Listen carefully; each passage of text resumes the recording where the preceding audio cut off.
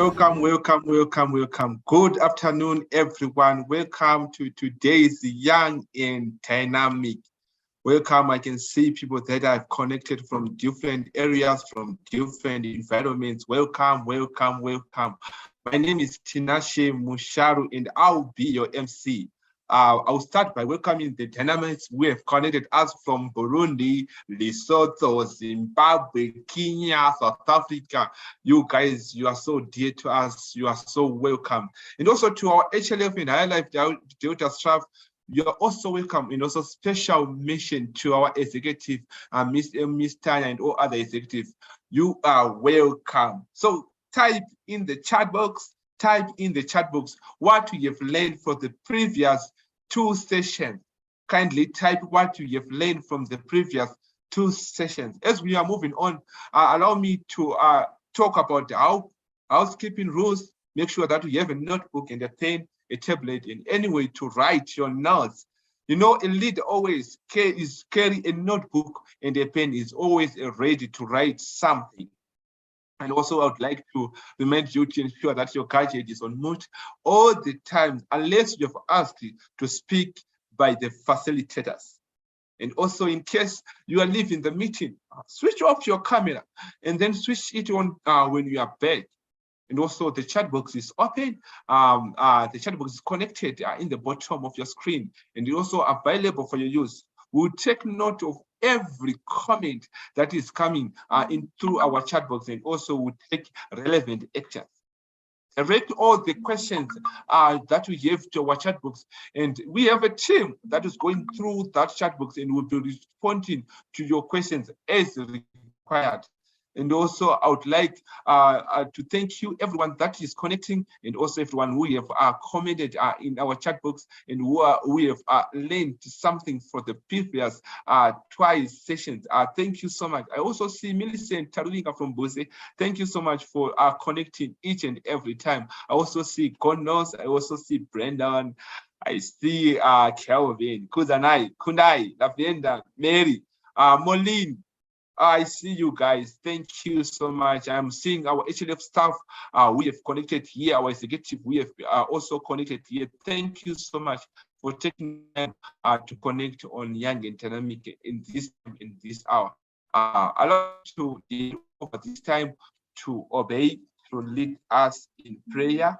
It's Obey connected to lead us in prayer as we are starting our session today. Over to you, Obey, if we are available.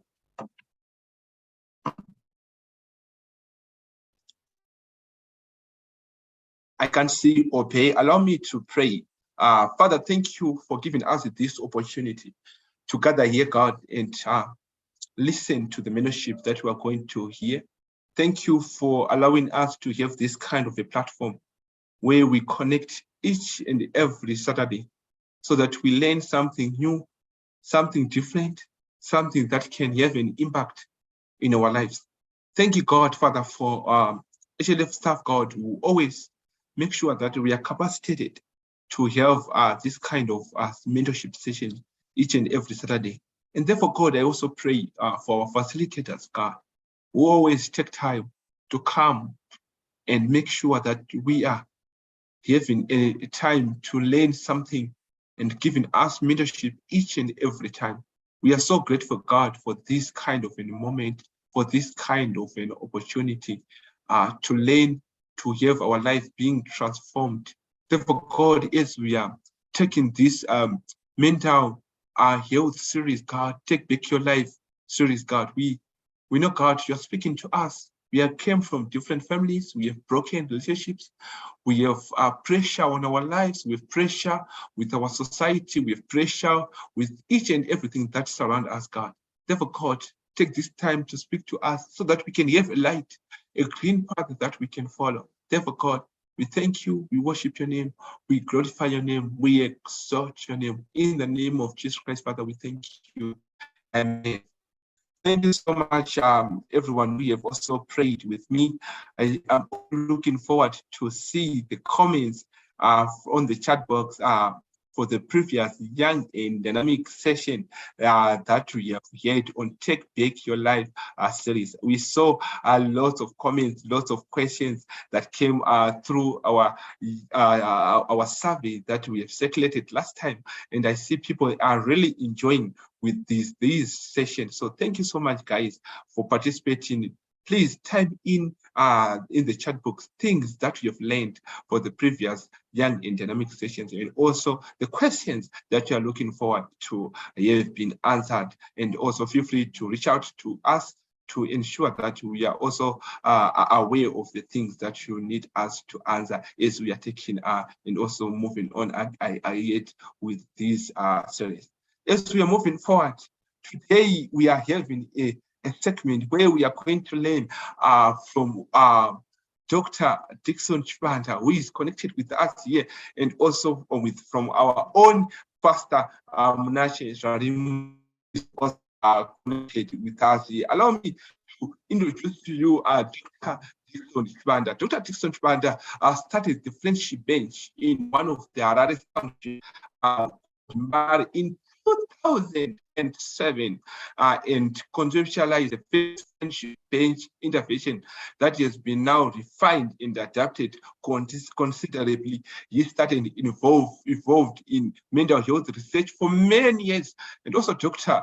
Dixon is a key player in bringing the various stakeholders from local health authorities, health professionals, national and international researchers, and donors together to form successful collaboration. In his role as PI, he has led the friendship bench team through the rigorous exercise of the randomized controlled trial, which is RCT, which was able to deliver evidence for the intervention's effectiveness. He is currently leading the team as they are scaling up the friendship bench to over 60 primary healthcare clinics in the country.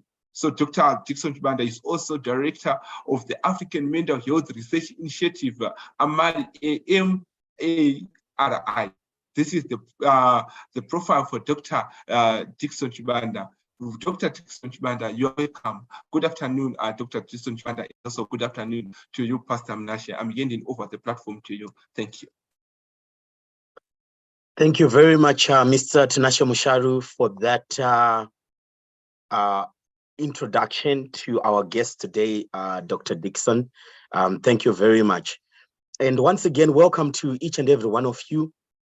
Yes, it is the third week of our series on mental health, Take Back Your Life Today, which we are all about empowering one another in as far as mental health issues are concerned. So as I'm doing so, I'm trying also to just spotlight Dr.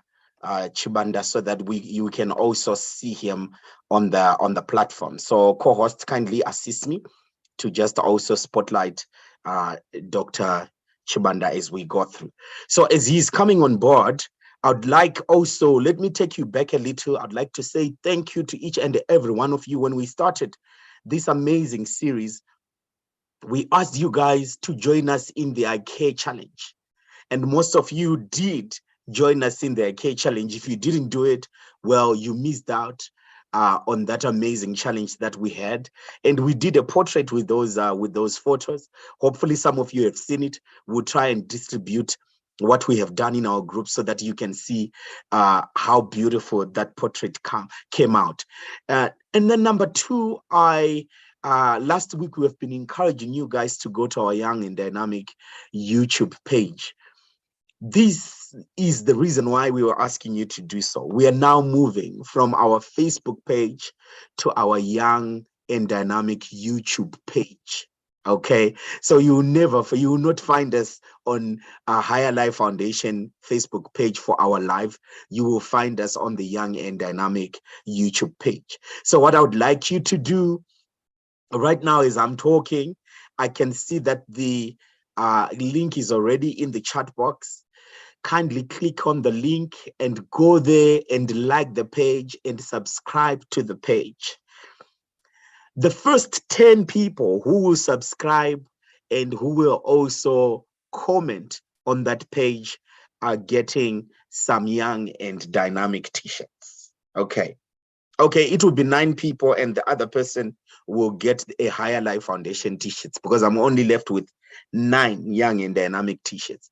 So I'd like you to rush there right now and like, subscribe, and comment.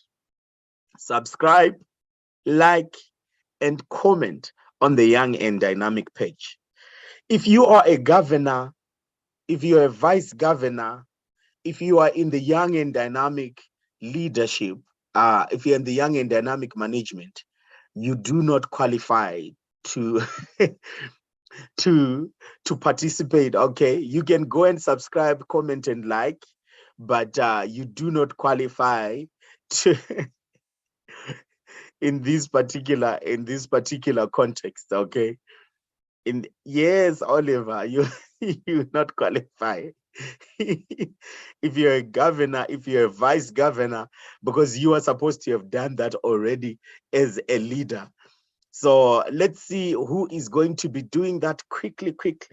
I can see that our friends from East Eswatini, they are connected today. I saw Simba, I saw Kate. That's amazing.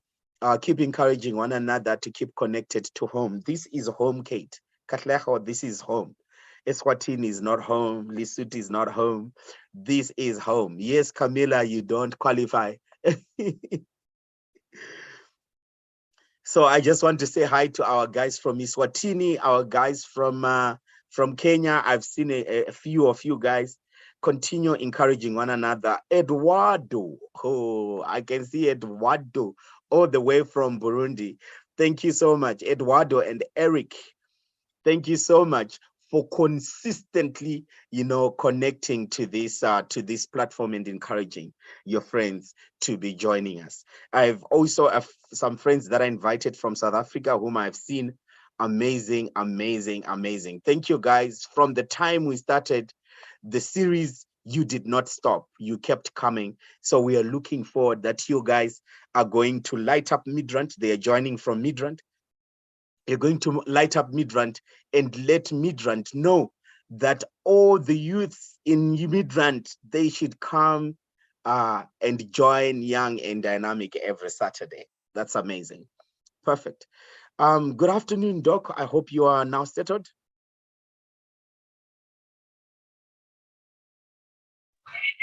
Good afternoon. Yes, I am settled, but I'm still having the same problem of not being able to find a location inside.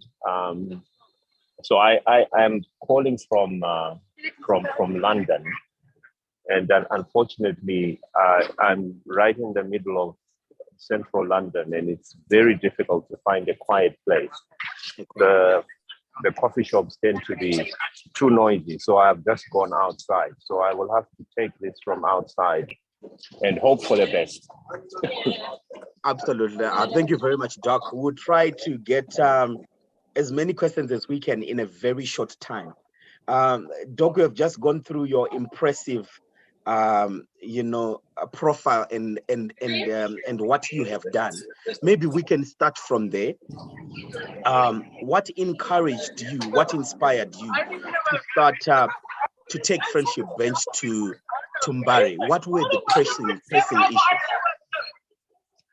Thanks for that question. So the actual trigger for the beginning of Friendship Bench is a sad story. I used to work at Harare Hospital. I still do. And during my formative years as a psychiatrist, I lost a patient of mine to suicide. Her name was Erica. Erica took her own life. She killed herself. She hung herself from a mango tree in the family garden. But it was the reason that led to Erica's death that really triggered the beginning of Friendship Bench. So when Erica's mother called me to tell me that Erica had taken her own life, my immediate sort of knee jerk response was to ask her why she didn't bring Erica to the hospital for her review, because Erica was due for review. You know, she was a patient that I had been seeing for about 3 years. And it was the mother's response really that got me thinking, because Erica's mother said the reason why we couldn't come to the hospital was because we did not have the bus fare to come to you. Erica and her family lived just outside Mutare. And so her response was they didn't have the bus fare to come to Harare, and you know, they were hoping they would raise the money, and during that process, Erica killed herself. So that got me thinking about my role as a psychiatrist, which you know, eventually led me to realize that I had to find a way of taking mental health to the community so that people like Erica would not have to travel long distances to talk to a trained therapist. And so that's how the concept of Friendship Bench actually began. I'll stop there for now. Absolutely. Thank you very much, Doc. And you raise a very critical issue on the issues to do with financing and accessibility. I mean, financing of a sector, I mean, speaks also to how people can access services in that particular sector. So it's an issue that we'll come back to, which I believe is very critical when we are talking about the issue of, you know, mental health care. But let me ask again some basic questions here. You're saying Erica took her life. She was due for a review, and you're saying you are a psychiatrist. Are we saying that every suicidal death that we come across, is it because of a mental health crisis that needs to be responded to? Is every suicidal case a mental health case? That's a great question. So I think one of the challenges that we face in modern society is the over medicalization of human suffering or psychological suffering. Yes, a lot of people who take their own lives are struggling with some form of emotional, psychological, or mental health condition, whatever you want to call it, you know. But you know, depending on what criteria you decide to use, the bottom line is when a person decides their life is not worth it anymore, it's because they have lost that sense of purpose, meaning, you know. And so for me, the bottom line is never about whether they are suffering from a mental illness, you know, whether they are depressed or they're bipolar or schizophrenia. It's never about that. My approach to mental health is, do you have meaning in your life? Do you have purpose in your life? When we lose meaning and purpose in our lives, we become vulnerable to mental illness. We become vulnerable to deliberate self-harm or suicide. Stop there. Wow. You brought up another important issue again of purpose. And to all my dynamites that are connected here, I hope this is coming into perspective, because every year we try by all means to remind you about purpose-driven life. A training that we have had with you 3-4 years ago, and we try every year to bring it up. These are some of the reasons why we do programs such as those. People take their lives when they lose a sense of purpose, right? So you talked about the forms of mental health. Going into some of the questions that young people have given us over this week to, you know, to just get clarity on. One of the questions that kept coming back was, how do I know I have a mental health issue that I am struggling with?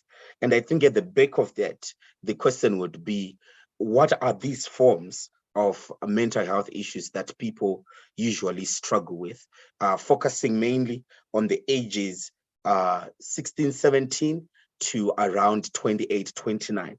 What are the mental health forms, challenges that young people usually face around that age? Thanks. So some of the most common mental health conditions that young people will face include depression,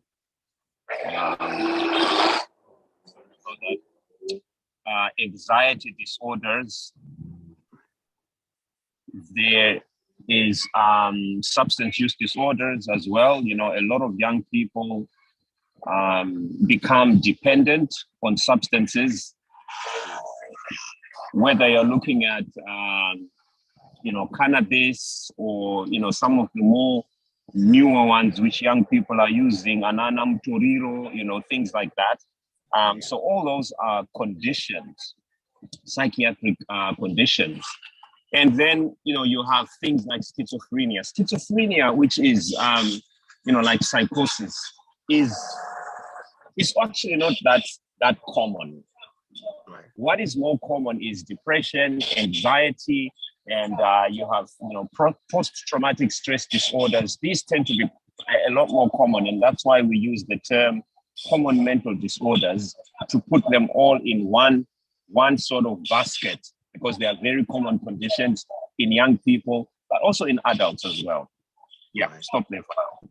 Yeah. So how do I know that this is what I'm going through? I'm currently struggling with this because in African communities we have a knowledge gap when it comes to mental health. When I flew, I was taught that since I was in grade 5, so I have an idea of this must be flu. With the coming in of COVID, there was a lot of COVID education awareness and campaigns that went around.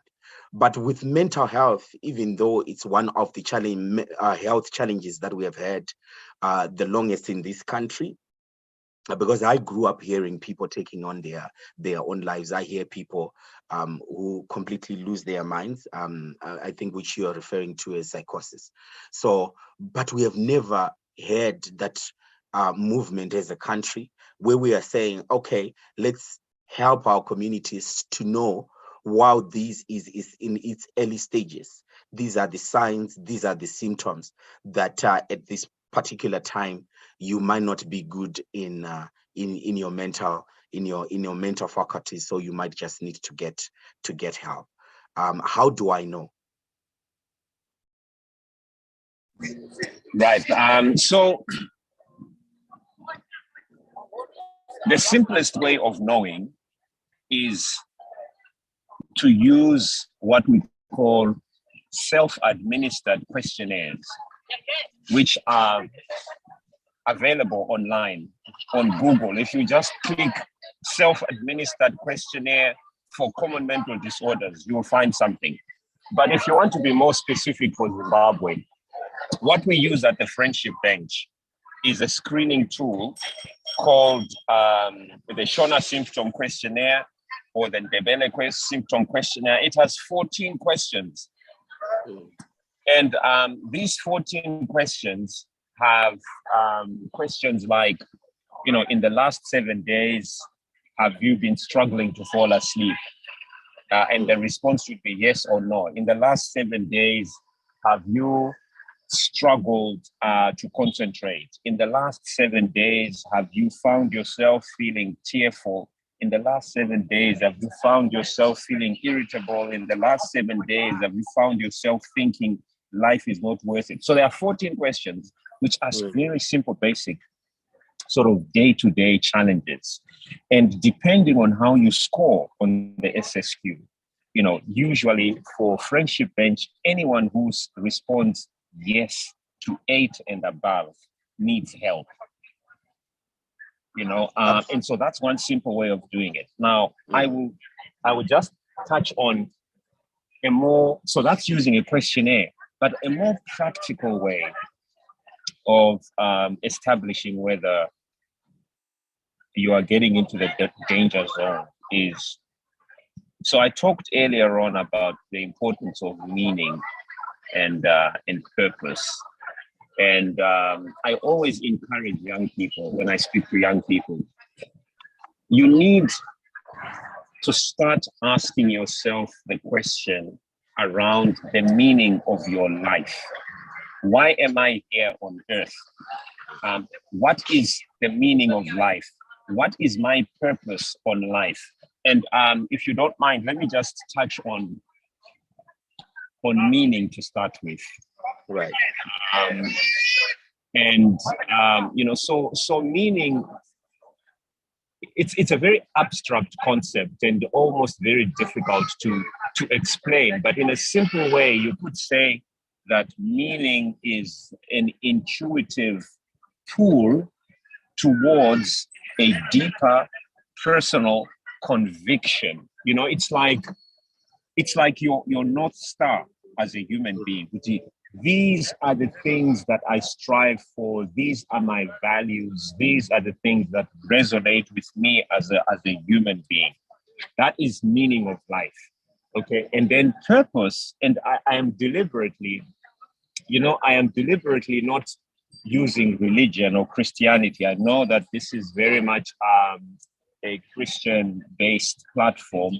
The reason why I'm not including why I am not including religion in here is I often also speak to people who are not religious, and I think meaning is something that is important for everybody. Yes, definitely, it's easier to get meaning when you are part of a Christian.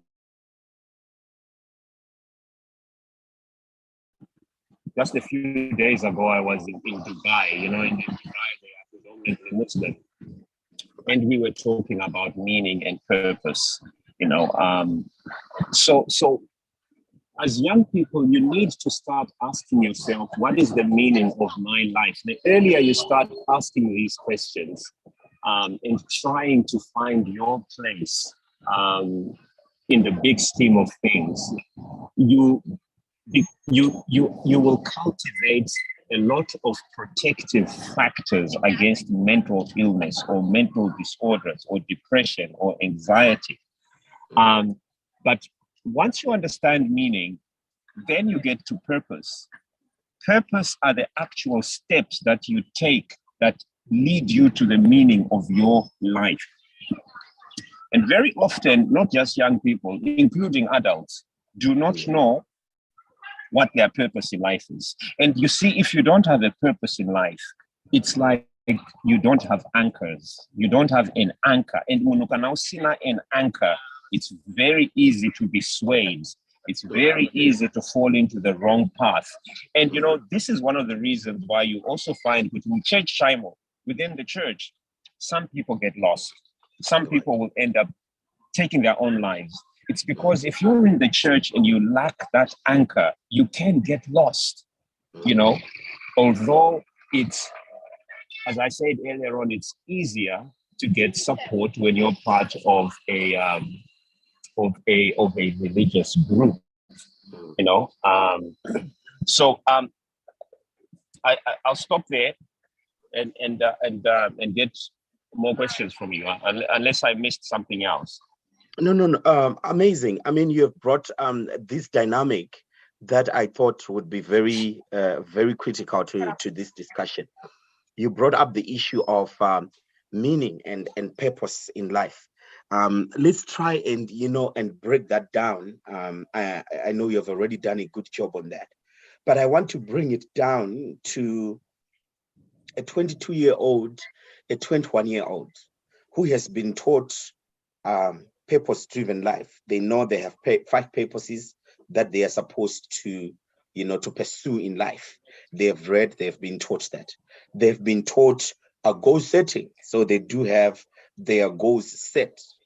My purpose is going to be accomplished in this particular manner as an accountant, they have that setup. But right now, the challenges that they are facing are challenges to do with performance in school, because they know if they are not going to perform according to what is required of them in this academic year, next year they may not have a scholarship to those who have a scholarship that is merit-based. You fail, you have to repeat the year, will not be able to pay for you. First cohort.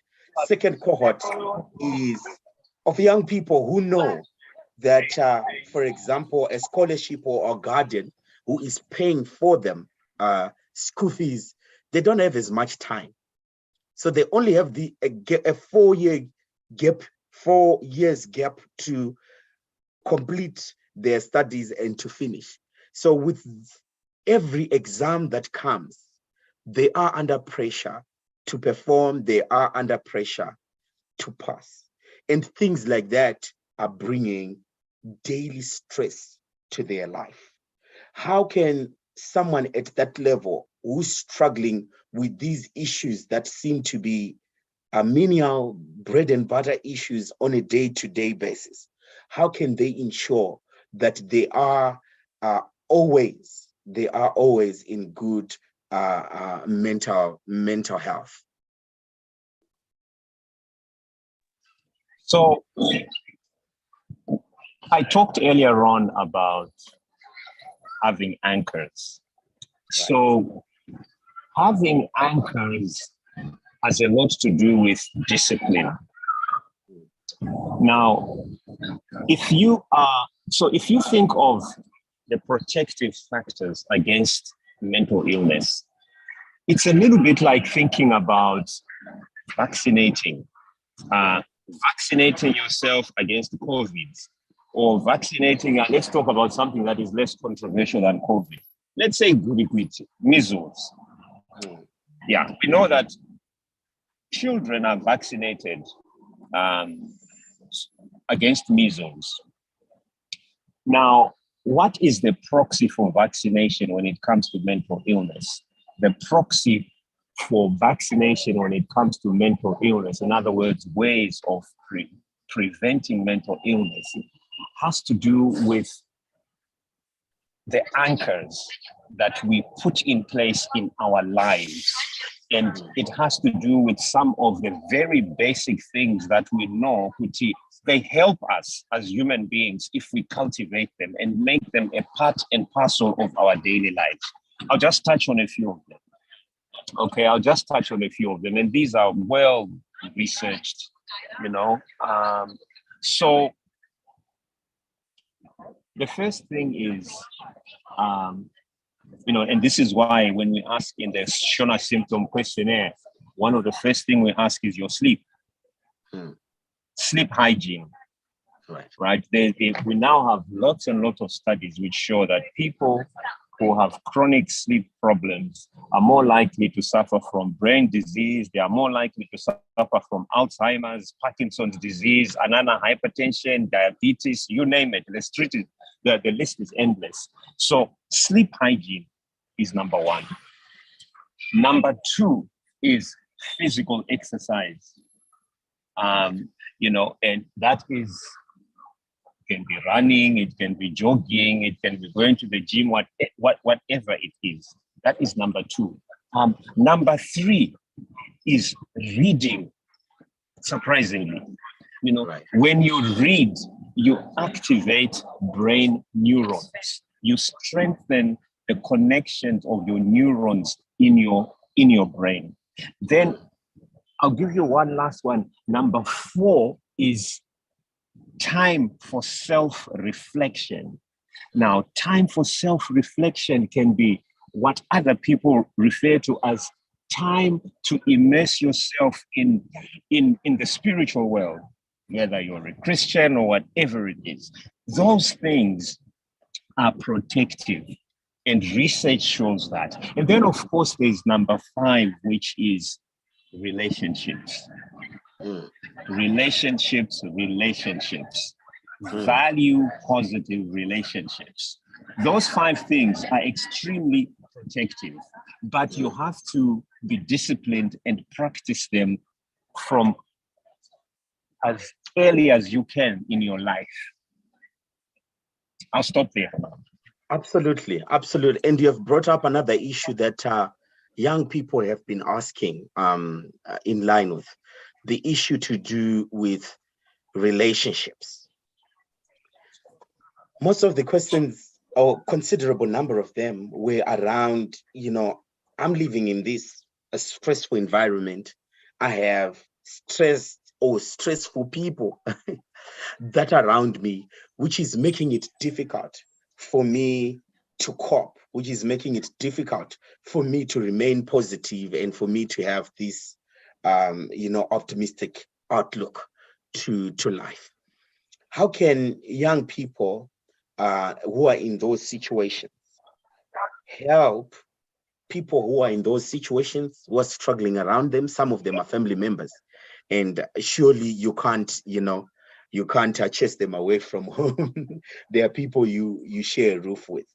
How can they give support to people who are living that type of life? We are looking from stress and all the way to people that are actually struggling, maybe with drug abuse. People are actually struggling with psychosis. What can they do to prepare themselves to assist those who might need assistance, and how can they assist them?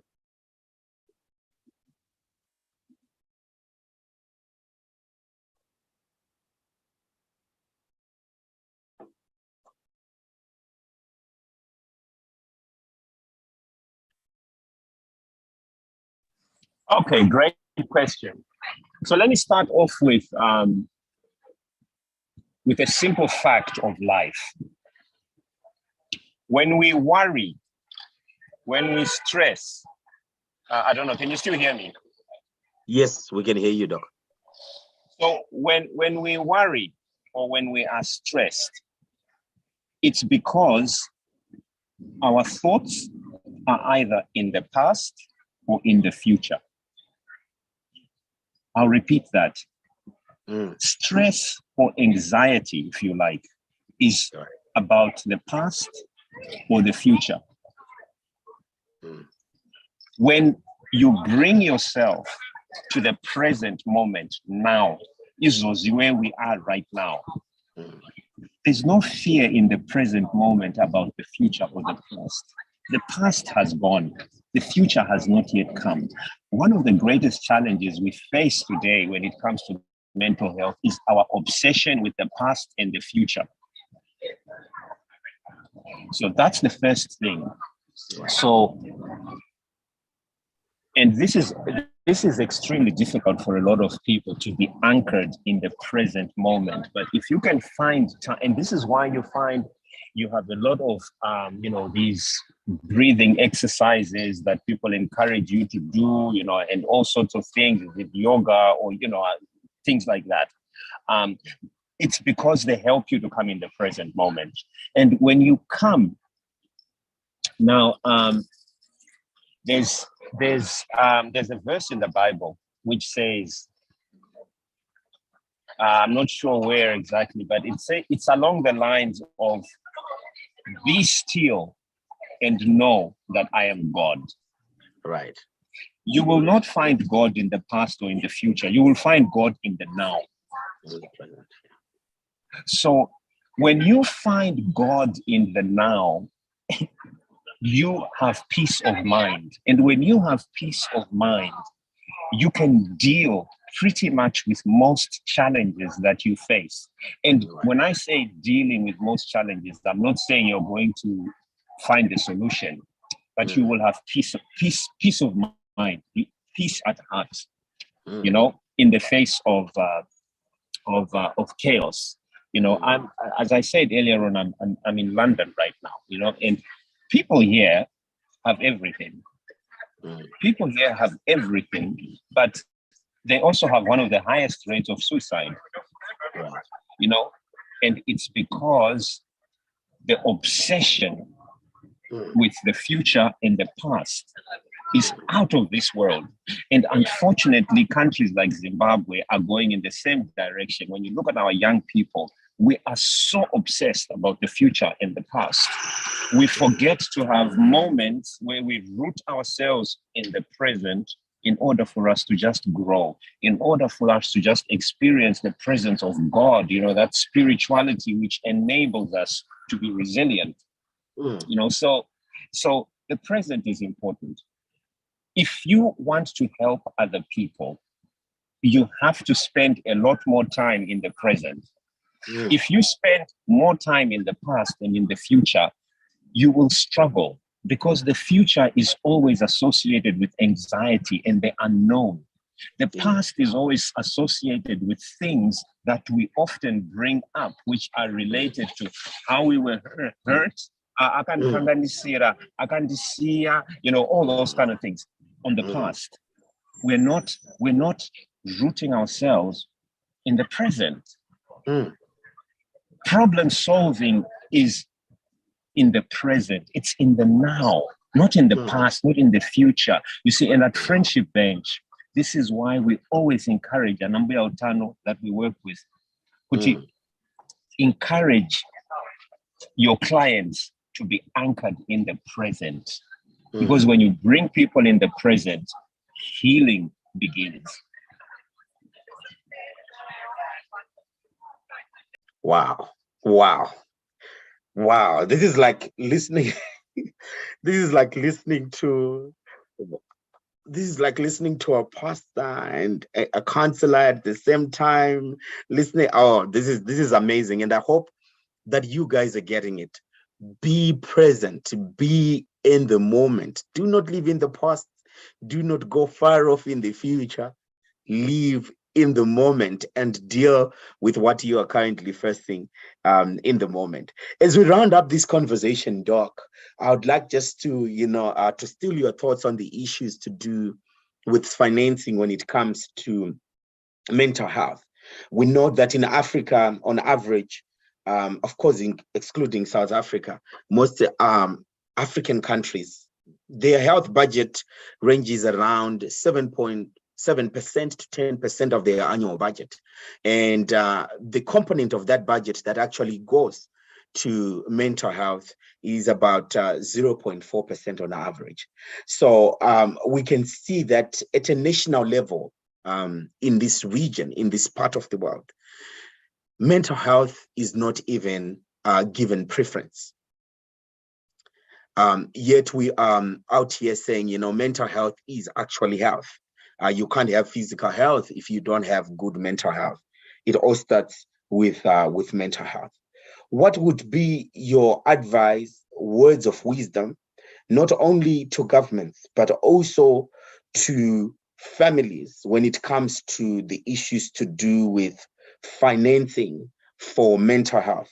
What can we do as young people to ensure that we contribute positively to that gap at a family level and even at a national level? So that goes and comes with issues to do with also education around that area. We know we do not have enough psychiatrists like you in this country. We do not have enough psychiatric nurses in this country as well. So what would be your advice around the issues to do with financing financing for mental health at a family level and even at a national level as we come to a close? Thank you. So the first thing I want to mention in response to that is that the care gap or the treatment gap for mental health related issues is huge across the world. When you look at depression alone, close to 400 million people right now as we speak suffer from depression. When you look at suicide, it's one of the leading causes of death in people aged between 16 and 26, if I'm not mistaken. And that is a problem across the globe. One of the reasons why I am here in the UK is because they have a challenge with mental health and they want to emulate the Friendship Bench. They want to pilot the Friendship Bench. So I am here to assist with the piloting of the Friendship Bench because they see a need. The second thing we need to remember about mental health is that non-professionals can make a significant difference in addressing what we call the care gap. With the friendship bench in Zimbabwe, we work now Nambuya Utano, but we are now working with university students as well, and we are about to introduce the same model here where we work with non-professionals in the UK, because we will never ever get enough psychiatrists in the world, particularly in Africa, or psychologists to treat mental conditions. But we can empower communities. We can empower communities to reach out to those who are in need. For instance, I see no reason why we cannot empower, the church in Zimbabwe. Right. Most people go to church on a Sunday.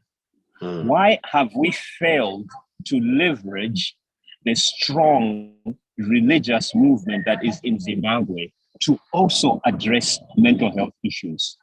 Why can we not use the church as a platform to address mental health issues? Why can we not train religious people so that they have some of the basic skills of what we call cognitive behavioral therapy? They can reach out and make a difference to people's lives before it becomes critical. So solutions are there. The challenge we face in countries like Zimbabwe is that we think solutions from the north are the solutions we need. We are not leveraging our local wisdom and culture to address the challenges we are facing. So it's not a financial challenge that can actually assist us. It's not financing, but it's acceptance, it's mobilization, is informing different stakeholders, a comprehensive approach, different stakeholders coming together and starting a conversation around this issue, which will address that care gap, if I'm hearing you correctly. That is absolutely correct. The problem we face in Zimbabwe and a lot of Africa is about mindset. We have in Africa a lot of resources, but I think it has to do with this, I like to use the term internalized racism. Internalized racism is a term which is a term that is used to describe a person when they feel, because of how they look, where they come from, who they are not worthy. Right. That's called internalized racism. And when I'm here in the UK, even when I'm in Zimbabwe, of course, I see a lot of internalized racism from Black people who think, you know what I mean? Yeah. We have to hold on to our culture. We have to believe in our values, our vision, and our mission, as a people, and particularly as communities. We have so much strength within African communities. The whole concept of Ubuntu, the whole concept of the extended family, which is often shunned by young people. That is powerful. We need to leverage some of these traditional, cultural ways of thinking and ask ourselves, how do we use that in this world of digital technology to actually transform communities, without thinking that a solution has to come from Europe or from America. We've got these solutions. Like I was saying, the friendship bench was developed in Zimbabwe. We are now being asked to introduce it in the UK. We piloted and introduced it in New York City, in the Bronx, and in Harlem. It's because they are also beginning to see that knowledge can come from the South, from Africa, to change the way they do things here. So we all need to start thinking with an open mind about mental health issues. And the starting point is, how do I empower my immediate community? What role can I play to reach out to those who are in need? we have resources. We don't always need money to reach out and make a difference in other people's lives. Oftentimes, it's not money that's needed. It's just thinking outside the box. I'll stop there. Absolutely. Absolutely. The last question would be, you mentioned that you're now working with university students as well. And I'm a young person who's at UZ, who's at MSU. How can I be part and parcel of those young people who can start making a difference in the mental health space? So you need to go to our website, www.friendshipbenchzimbabwe.org.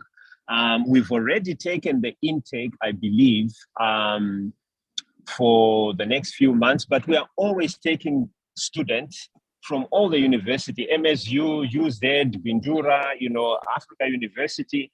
I think at the moment we've got 60 students that we've taken on board. And the whole idea is to empower these students so that they have the necessary skills to be able to reach out to their colleagues who are struggling, but also to be able to help themselves when they are faced with stressful situations. So go to our website, and I'm sure our team will be more than happy to give you more information on how you can be a part of this if you're interested. Absolutely. Thank you very much, Dr. Chibanda, for this time that you have just come through to empower us and to equip us with tools to be able to take care of our mental health, and also to contribute positively to the K gap. So I'd like to encourage every dynamite who's here. Once you visit the website and you start the conversations there, please let us know. We want to compile your names so that at some point we'll go to Dr. Chibanda and have a discussion with them with evidence of what we would have done from this session. Okay, so I want you guys to go to that website, go and subscribe. And if they're not taking now, ask when they're taking next, and make sure you keep your eye on the website. Let's go and increase traffic on that website and let them know that dynamites are here and we are ready to take back our lives. We are ready to take back the lives of our friends, of our nephews, of our niece, whom we are losing due to a mental health crisis that we are currently facing in the nation. So thank you once again, Dr. Chibanda. And I'd like to say thank you to each and every one of you and all those that have managed to subscribe. We will be announcing the results by Tuesday. So continue to encourage your brothers, your sisters to subscribe to our YouTube channel. The prayer Thank you very much. Goodbye. Thank you very much, Doc. Goodbye. The prayer platform is open. Global Intercessors platform is open. Remember to go there and take time to pray for yourself, pray for your exams, pray for your future, right? Invite God to assist you in everything that you are doing. We will meet again next week at the same time as we continue with Take Back Your Life Today series. Goodbye, everyone, and enjoy your Saturday. Let me see who my DJ is going to be today to drop some beat for us.